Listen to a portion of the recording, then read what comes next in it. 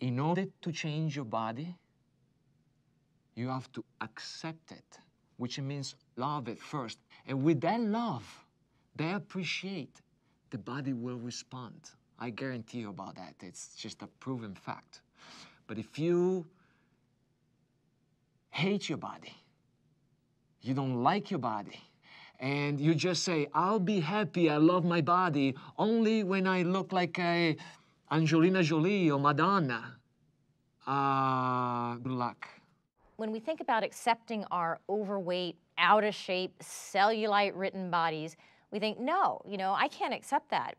But if you were to accept it, what would happen then? What would that make possible?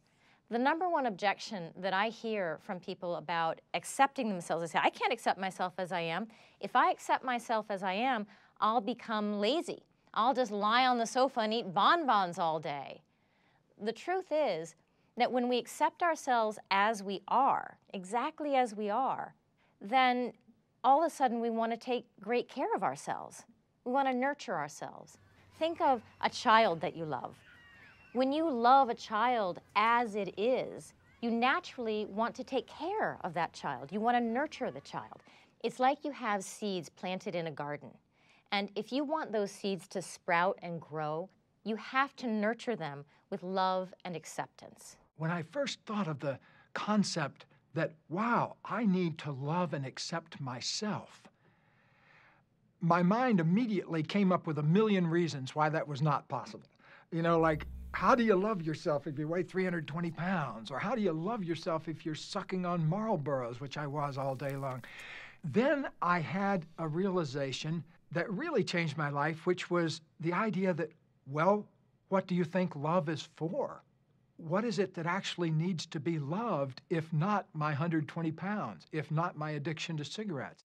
Before, I think I had a relationship with my body like a store mannequin, where I was just looking at it. It was about the way it looked. And I was comparing it to the magazines and the fashion models. And when I would compare it, it always fell short. And so therefore I was always disappointed in it. When I stopped comparing it and I stopped looking at how my body looks, and I started realizing all that this body does for me every day, and that this body is a vehicle for my spirit, how could I not love it? I just had a new love affair with this amazing body, this amazing gift. And so it was really like turning on the lights for the first time and falling in love with someone that had been there all along, and I just never saw it before. Another trick that I would recommend when you are really filled with shame and self-loathing about who you are is put up a picture of yourself as a small child. This reminds you of who you really are, because most of us look at children and we see them as innocent. So if you can put up a picture of yourself, it reminds you of the innocence that is in you.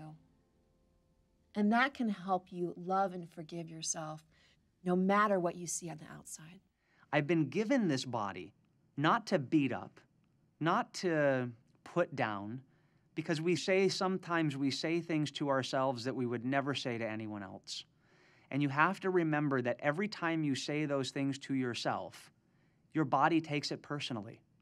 You need to begin to say positive things to yourself, positive encouragement. I needed to start loving my body. But in looking in the mirror, I had a very, very difficult time. So I said to myself, okay, I'm going to start with one thing. What can I say that for today I like about my body? And it was really hard to come up with it, but I finally came up with that I like my eyes. So every time I passed a mirror from that point on, I would look in the mirror and say, I like my eyes. And I would look deep into my eyes. And then over time, I truly began to say, I love my eyes. And what else can I maybe love about myself? You've got to accept the fact that this is your body.